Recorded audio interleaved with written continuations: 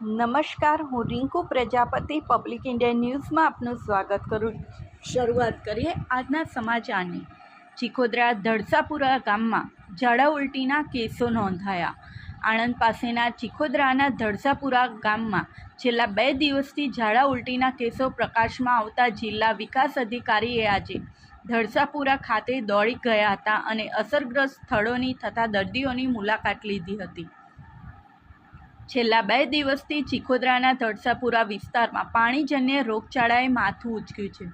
ધડસાપુરામાં ઝાડા ઉલટીના છેલ્લા 2 દિવસ દરમિયાન 20થી વધુ કેસ નોંધાયા હતા.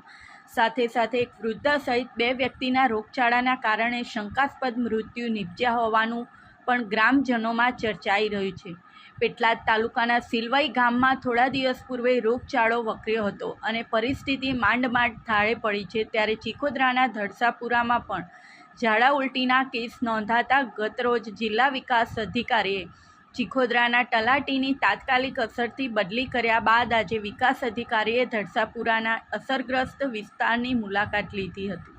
તેઓએ ફરજ પર હાજર તમામ આરોગ્ય કર્મીઓ, સરપંચ, વિસ્તરણ અધિકારી સાથે ખાસ મીટિંગ યોજી હતી અને ઝાડા ઉલટીના કેસો અંગે ચર્ચા કરી વિસ્તૃત જાણકારી મેળવી હતી.